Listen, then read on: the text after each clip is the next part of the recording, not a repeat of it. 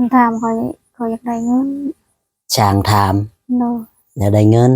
อยากได้เงินมันหึงเลยวันนี้อ๋อมันถึงแล้วอยากได้แล้วไปยามเอื่อยฮะอยู่พุ่นเยอะมันบ้านยังนัดแม็กพุ่นนั่งดีมันมันเป็นมักวามันเป็นมักวานๆอ๋อไปยามมันก็อยากได้เงินนะช่างอยากได้เงินโดมาถามเจ้าเว้าในได้จ้ะไม่จักแล้วบอกเราเราคือไปเห็นมาสวยบ่จักในเว้าเลยจักในเว้าเลยผัวเจ้าเว้าในได้จ้ะ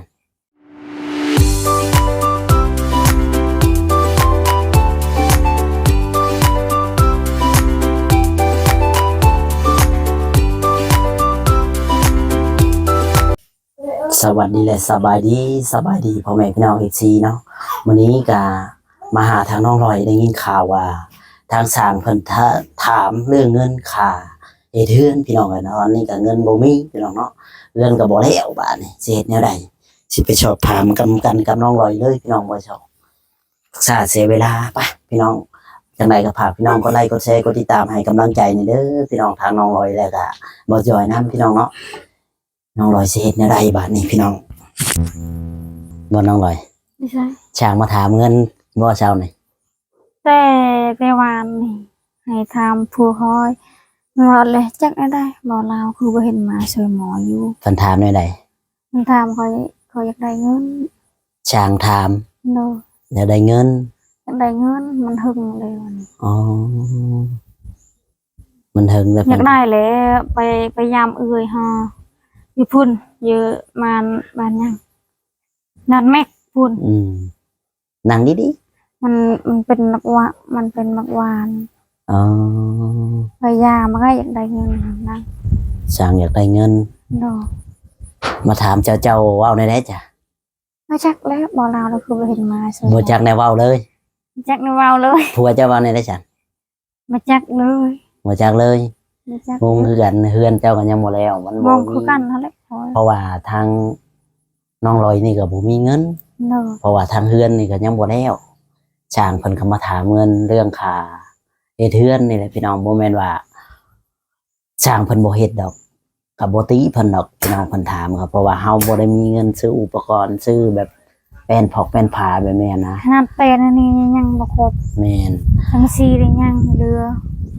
นั่นแหละต้องบ่ได้โทษช่างเนาะก็ต้องบ่ว่าบ่ได้โทษไผดอกพี่น้องก็แต่ว่าเงินเฮามันบ่มีอุปกรณ์เฮามันบ่ครบแล้วมันบ่แล้วช่างเพิ่นก็รอแล้วรออีกอ่ะเพิ่นก็อยากได้เงินที่ว่าเพิ่นมาถามแบบนี้ค่ะก็ถือโคมเพิ่นนะพี่น้องเนาะเพราะว่าเฮาบ่มีอุปกรณ์ให้เพิ่นเฮ็ดนั่นแหละเพิ่นก็เลยอยากได้เงินจำนวนที่ว่าเพิ่นเฮ็ดนั่นแหละพี่น้องเนาะก็คือว่าเนี่ยเพิ่นก็อยากเบิกเงินนั่นแหละเนาะก็อยากใช้จ่ายทางน้องลอยนี่สิไปหามาใช้แทนเพิ่นบ่โอ้ไม่ได้มันไปหาเลยมันมีมันไปหาบ่มีเลยบ่ลาวเพิ่นก็ว่ายังบ่มีเงินค่าช่างแล้วก็ค่าบ่มีก็ไปบอกแล้วก็ค่าชื่อเพื่อนเจ้านี่แหละยันแต่มันบ่แล้วนี่แหละเนี่ยคิดเดียวเขาได้คิดว่านั่นเด้อเพราะว่าเห็นบ่ค่อยยังบอกว่าเวลาเพิ่นบอกพังเอาเฮาต้องเฮ็ดตามผัวพยายามไปจะเฮ็ดได้ซะเอ็ดไอ้นั่นต้องปึงอยู่หั่นแหละทั้งนั้นก็ยังลอยเลวทั้งนี้ยังลอยเลวพอได้ย่านคือกันนั่นแล้วผัวคอยพยายามแล้วมันมีเงี่ยงไผ่ดังนั้นเลยเมื่อคืนนี่มาเฮ็ดหยังไผมามันเห็นขนบ่จักเลยผัวจะไปใช้เมื่อคืนไปบ่จักมีบ่จักผัวจะไปอีกเจ้านอนคนเดียวนอนกับลูกนะนอนกับลูกก็นอนนะผัวไปอีกพี่น้อยผัวไปยามปล่อยให้น้องลอยนอนกับลูกไปรวมแล้วเมื่อไปรวมลำได้ป้องกันเฉนียดป้องกันลูกอย่าเพศแบบนั้นได้บอกไอ้นั่นบอกทหารกองร้อน หูคุดทุกคน อืมไปมาจากมุ้งเหรอบัด ว่าบ่ได้แล้วบ่ได้ไปได้กลางคืนนั้น ไปแต่เช้า หอยว้าวไหนๆนี่นะงงเด้ กลางคืนเนี่ยบ่ไปก็ยานกลางคืนก็ไม่ให้ไป แล้วอยู่ว่าบัดนั้นน่ะ อยู่ อืมใครจะรักเรายังรู้จักอยู่ ขอได้ยานคือกันเด้อยานคนกินอย่ามาอย่ามานะขอยานด้วยนะ อืม อย่ามันกลางคืนใครแน่อย่ามันปัดคอ นี่แหละเวลานั้นเด้อเจ้าลูกเจ้าอยู่ เจ้าก็ไปเก็บหัดเก็บนี่พื้นหรือว่าเก็บมาไว้ ดังพื้นไผ่เฮ็ดเฮาเอง เวลาฝนตกน้ำลงมันหายาก ยากแล้ว แม่นบ่คือคอยบอกน่ะมันแม่นบ่ล่ะ แม่น บอกแล้วต้องเฮ็ดบ่แม่นหยังดอก เด้อ เก็บมาไว้ไผจูก็จูเองแม่นล่ะวะ จุดอี คันเวลาลูกจะนอนหรือหยังก็ลงไปเก็บกวาดไปไม่ไปเอาลูกนะมานั่งนํกัน บ่ได้บ่ได้มันจะกินนมได้เราก็นอนนำกันนั่งนำกัน มาแล้วกับน้องลอยช่างมาตามเงิน แบบนี้ มันเฮิงเลยอยากได้เฮ้ยอยากไปนี่ไปนั่นแล้วไปลงไปเมืองนอกแล้ว อืมมันนี่อยู่กับลูกผัวไปหากินบ่ คือพากิน อ๋อไปแต่เช้าคุณบ่ อืม ไปแต่เช้าแล้วสิมาจังโมงบัดนี้ ใช่ไหมเนี่ยทำอยากเขาแล้ววะ มีแต่ว่าสิมาแล้ว ไปยามใดคือคำคู่มื้อ จักเด็กคอยดูบูดูบอจ้อย มีแต่ว่าสิมาเรื่อยๆไปยามใดคือคำคู่มื้อ อย่าปวดกองเนอะลูกคอยอยากกินนม นี่แหละพี่น้องน้องลอ แม่ ย ลูกนะ เอานมให้ลูกกินได้ผัวไปแต่เช้าว่าสิมาจากโมงนางร้อยก็เว้าบ่มั่นใจอีก แม่นบ่มีแต่ว่าเราหิวข้าวเรื่อยๆเราบ่หิวดอก โอ้ยอย่ามันทีมันไม่ได้กินข้าวเต้ สิหิวไปฉันเราอยากแล้วก็กินบ่อึดบ่กิน โอ้ไม่ได้กินแล้ว มีแต่เจ้านั่นแหละสิหิว เพียงเพียงนะ เจ้าสิรู้จักบ่ล่ะเจ้าหิวโอ้เพิ่นก็งอแงพี่น้องเอ้ยอยากกินนมเนาะนี่แหละเอากลับมาถ่ายให้พ่อแม่พี่น้อง FC ได้เบิ่งจังไดก็ฝากเป็นกำลังใจให้แน่พี่น้องช่างมันเกิดเรื่องขึ้นกับน้องลอยจนได้วันนี้เนี่ยโอ้ยตายเฮือนก็บ่แล้วช่างก็ถามหลายๆอย่างพี่น้องอาจสิว่าโอ้คำเก่าในก็ขอโทษขออภัยนํพี่น้องเนาะนี่แหละเฮือนเราก็เป็นขึ้น อย่าลืมเด้อหมอนี่ เวลาหนาแป้นนี่มาปูแบบนั้นก็วางเข้าใจบ่ล่ะว่า เข้าใจแล้ว บูบูบู ตัวแม่นเข้าใจชื่อได้บ่เฮ็ดบ่ได้ต้องเฮ็ดต้องอันนั้นได้พี่น้องเกิดชาญวันแป้นได้แต่ชำนี้พี่น้องเกิดการขึ้นแบบนี้ได้ยังไงเนาะฝาก FC บัดนี้ก็ยากแล้วพี่น้องเนาะผู้ใหญ่ใจดีเห็นแล้วก็คือว่าและทางครอบครัวน้องร้อยนี่ก็ถือว่าFCเพิ่นก็ให้หลายคนพี่น้องเนาะหรือว่าผิดพลาดหลายคนอยู่ก็อีตนเพิ่นแต่เฮือนก็สิบ่แล้วโอ้ยเกิดเหตุการณ์ขึ้นแบบนี้อีกแล้วพี่น้องเนาะ เอายังบ่อินอยู่บ่บุญมีบุญให้รวยชื่อได้เด้อ เร็วดู อ่า ต้องต้องเฮ็ดได้ต้องเป็นได้น้องร้อยเอ้ย กับมื้อเช้านี่ก็เฮ็ดดูห้าวตากผ้าหันบังคับบังผ้าเมียนผ้าอยู่ในหันพี่น้องเนาะแต่มื้อนี้ก็คือว่านั่นเนี่ยจังน้อยเดี๋ยวว่าเฮาถ่ายคลิปนี้แล้วก็งูไปพุ่นในบ้านเอื้อยพรวิไลใหญ่สิเข้าป่ากล้วยน้องบ่จ เร็ อ ว ด ดู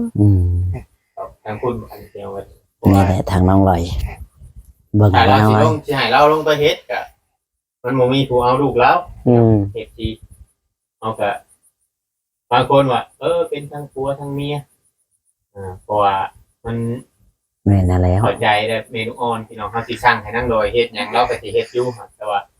อย่างน้ำลูกเราถ้าบุญเพ็งใหญ่แล้วก็พอบุญเพ็งเอาถาบุญเพ็งเด็กไปดิพี่น้องไปเบิ่งโทรทัศน์อยู่ ตามภาษาเด็กน้อยหั้นแหล้ว ตาเด็กน้อยเนาะก็ไปเบิ่งโทรทัศน์นางบุญมีเพิ่นก็ยังน้อยอยู่สิพาไปเทื่อนๆแต่เทื่อนยังบ่แล้วผู้ยิบริยันทานมาตกเทื่อน ขอหักตายทิมซื่อ ตกเทื่อนมันให้สิมาโทษทีมงานดีกว่ายูทูบเบอร์นี่แหละบอกให้นั่งรอไปเฮ็ดตัวเนาะ ๆแม่นบ่น้องลอย เด้อ โน้ยอีกแล้วโอ้ย ตามนี้มันมีแต่โรยได้น่ะ ต้องถามหนึงโดย ผมเนี่ยเราแบบนั้นแต่หลายมากนะ นิสัยเราแบบนี้ เราเป็นคนแบบนี้อะนะไปนำเฮาเรื่อยๆอะไรพี่น้อง เอาเขาออกไปทางใดนี่ไปทางนั้นเนี่ย พออยู่ ก็บ่อยากให้ถือสาแล้วเนาะ สำหรับน้องรอยนี่ยังนี่คือจาไปไหนแต่ว่าสำห แม่ รับ น ไอ้มึงเกิงนี่บางเทือกอะเราอยากเทไปเรื่อยนะพี่น้อง แม่น เลยเข้าใจอยู่หรอกที่เป็นกระเบื้องออกแต่ว่าคือว่าเนี่ยมื้อนั้นเขากับบอกกันชักแน่เนี่ยว่าเราให้เราปรับปรุงตัวแล้วก็ยอมรับเนาะ แม่ เรา น ปรับปรุงตัวเองเราแต่ว่าวันนี้เอามาแหละตัวผมมีเนี่ยอยู่ในกินเลยเลยให้ครัวกันหากินถ้าไปขึ้นกับมันบ่ไรเรา ไอ้ผัวไปหากินหาหยังน้องลอย หน้าป่าให้เครียดนั่นแหละ หาปลาหาเครียด กินเครียดได้เลยเจ้านะ บ่ได้ให้ลูกแล้วกิน ให้ลูก ให้ลูกกิน อืม อะไร ให้ลูกให้ผัวกินนี่แหละเนาะ เด้อ อื กิน ม ควายหน่อยกับตัวหนึ่ง หมดแล้วบ่คุยนะ หมดเลยกินควายให้แล้วลูกเคยเจ็บท้องให้ รู้ว่ากินมะขามเหมือน มาข้าวก็กินควายก็กินอยู่ มะขามไปกินกล้วยกับกิน บอกว่าอยากกินชมเด้อมาค้าไว้กินชมอีกแล้วนะคือว่าบ่กินแล้วอย่าแล้วก็ยังกินคือเก่า คอยมียาแล้วมันเพ่งกินเมื่อคืน ถ้ามันเด้งมาเลยสิถามเด้อมันเพ่งเป็นคนหมดตัวอยู่แล้วแม่คอยกินโดยได้แล้วบ่คอยบ่ได้กินแม่คอยกินเนาะ เบิ่งกันไปเอิ้นเอาเพลงมาดูบัดนี้ แม่คอยกินได้คอยบ่ได้กินว่ะแม่นบ่เลยแม่นบ่ บอกขอไปกินอีหลี ไอ้ดีบ่ ขอไปปอด บ่ได้อร่อยบ่ หมอ บ่ได้ตัวเลย ลูกนอนน่ะบ่เดี๋ยวนี้ นอนเลย ให้มันนอน นอ กัน น คือบ่เข้าไปไว้ไหนมันนั่งลมปีนหน้าให้พี่เพิ่นเบิ่ง ยังมันดูดนม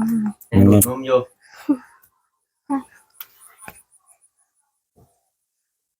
เชื่ออยู่บ่ไก่ค้างไว้น่ะ เกลือแล้ว อย่ามาเปิดนางท้องให้ฉันเบิ่งนะเฮ้ย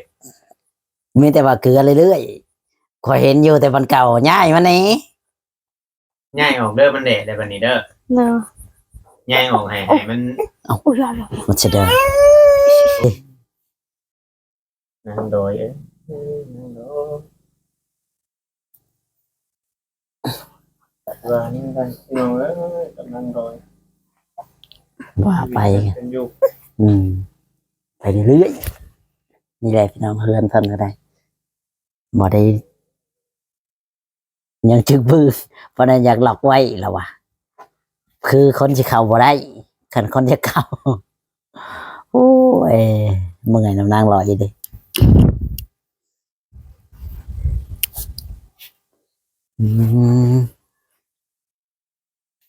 เห็นได้บ่จอย นี่แหละทางเฮือนทางชานทางอะไร ไปกินนี่เลยไปนะบ่จอย โหดดีเฮือนนางลอย เป็นวันมีสัญญาณบ่คือตั้งปิ้งตั้งๆแล้วแต่เข้าไปเบิ่งคือบ่เห็นอีหยัง เฮือนบ่แล้ว อยู่แบบนี้ นอนแบบนี้แล้วว่ะกินแบบนี้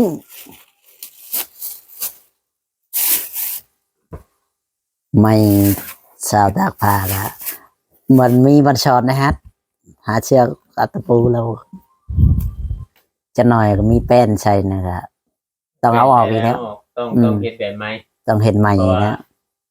เราบ่มาตอกเซ็นตัวนี้ ได้จริงมาต่อแล้วนี้ เพราะเราเฮ็ดก่อนเลยเอามาบ่ทัน อืม เ นแต่มึงนางลอยอยู่ผูกควยอู้มึงนางร้อยควยลูกควยเต้า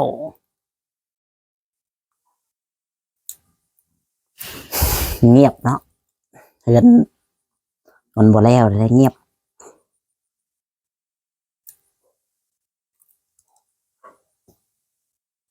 นี่แหละพี่น้องเลยเงียบเพื่อนชานบ่แล้วนางลอย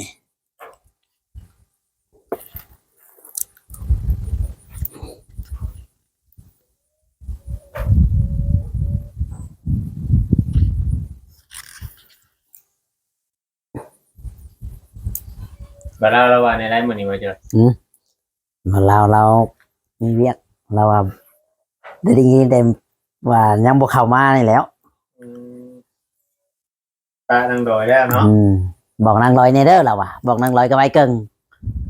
ปรับปรุงตัวเองไหมเนาะ แม่นให้ปรับปรุงเลยกะ ผมมานั่งที่นางดอยบัดนี้ลูกนอนเนี่ย ยังนะ ยังบ่ เห็นมาคุยยังว่าเฮือนบ่แล้วบ่มีเงินเราอ่ะเราว่าแบบนี้ ตัวยอมบ่ เรายังบ่มีเงิน การได้อยู่พี่น้องเนาะ อืม ที่ว่าเนี่ยได้นั่นแหละที่ว่าเข้ามากับมาช่วยกันนี่ได้พี่น้องก็ช่วยกันถ่ายเห็นเด้วสำเร็จภารกิจถ้าทำภารกิจทีมงานหรือว่าหมู่คู่สำเร็จนี่ก็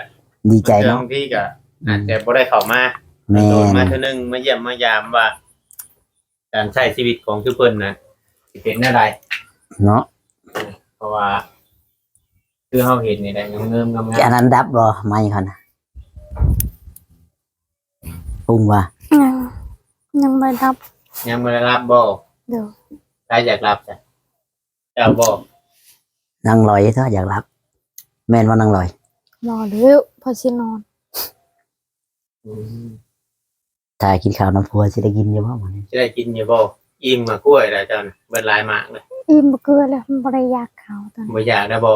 อิ่มแล้ว อิ่มแล้วเนาะ โดยซ้ำเขาเล็กกล้วย จำกันกับข้าวบ่ เดี๋ยว อืม กินเอากล้วยซ้ำกับข้าว กล้วยแล้วอะ อืมแค่เยอะลูกสาวบอกมา ลูกสาวเงาะไอ้ได้กินมะกล้วยหมดปะ คือมื้อนั้น อืม คุณเด้เขาจีหันบานงซื้อให้ หมอนงมาแล้ว ส่งก่อนเด้ย เท่าของหมักนั่งรออยู่ชับแขวจีปาเต้บ่ เขาจีให้เอาไว้ให้ลูกคอยบ่ได้กิน บ่ได้กินบ่ อุ้ยมันใส่นมบ่หลาย เช่นนมบ่ละ มันใส่ แล้ว น ก็ มห บีบ ลาย นมจะเพิ่ม โอ้ยบ่แล้ว เป็นยังไงคือว่ามักนมแท้ มันบ่มัก บ่มักบ่ บ่มักนมคอยนี่ จนนมเมได้ มักนมหมีบ่นางดอยมักนมตามีพี่น้องไอ้นมตาคนเพิ่นบ่มักเนาะ เดี๋ยวว่าใช้นมบีบจะนับ บ่บ่ มันยังแซ่บ ไปให้บุญมีกินผู้เดียวเนาะ เดี๋ยวมะกล้วยนี่คอยกิน อืม มะกล้วยนี่ใครนี่ แค่นี้เนาะแซ่บเนาะ ลูกกินนม อืม มะกล้วยแล้ว คอยกินอันนี้ลูกคอยไปจิบทองบ่ ไอ้ มะกล้วยเจ็บท้องไหนไหน เจ็บท้องได้กินมะกรูด บ่ยานมันจิบทอง กินมะกล้วยก็ว่าเจ็บท้อง เอาดีอ่ะเอาดีอ่ะแม่งเดียฮอดกะมะกรูดเจ้าสิกินฮอดกะมันบ่เด่น บ่มันเซฟ มันแซ่บ กะมะกรูดชื่อก็ว่าแซ่บบัดนี้ โหดแท้ดังหน่อย กะมะกรูดชื่อนางดอยก็ว่าแซ่บจักความสิว่าแล้วพี่น้องกันเนาะ กิน บัด กั มาน นี่สิกล้าบอกผัวอยู่บ่นี่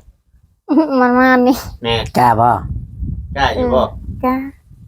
กล้าบอกเราให้เราปรับปรุงตัวเองใหม่ย่านเพื่อนเฮาบ่แล้วจะบอกสิเด้อ เดี๋ยว เพราะว่า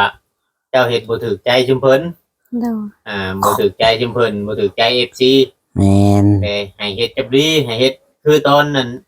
ตอนแรกๆน่ะคือตอนอยู่เพื่อนเก่าบัดมาอยู่เพื่อนใหม่ได้บัดเฮ็ดไปทางใหม่ เดี๋ยว คือข่อยถามมาได้ว่าถามว่าพ่อได้บ่ทำนี่ได้อาจสิเอาทำนี่บ่คือสิเอาให้มันแล้วเพื่อนนี่คือ เข้าใจว่า เข้าใจอยู่บ่ข่อยบอก ในใจนี่เอาให้มันเลยโอ้ย ในใจเอาให้มันแล้ว เดี๋ยว เอาให้มันแล้วก็ต้องขยัน ตอนนั้นเลย คอยบินหัวตอนนั้นโอ้อยากหลบ ตอนไหน ตอนจมมาตอนจมมือ ตอนข่อยเมื่อ โดย เป็นอะไรคือว่า ค มี อย หัว ตากแดดตากอันนี้คอยอยู่ภายบ่ชุก อยู่ไผบ่ชุก ยันให้เลือดขึ้นมา ยันมันเป็นหัวดิมันเป็นหัวเร็ว วินมื้อนี้บ่ แต่ผู้คอยไปหันได้ ตอนผัวจะไปนะ โดนเป็น ตอน หัว จะอยู่ผู้เดียวนะ ตากแดดตากเด่นตากฝนนี่บ่ได้คอยอยากดม อืม มันเป็นหัวดิ มันถึงไอ้ผลน่ะบ่ได้รถ โอ้บ่ได้ คือไปสอนอันแย่งแข่งผลกับลูก3มื้อน่ะ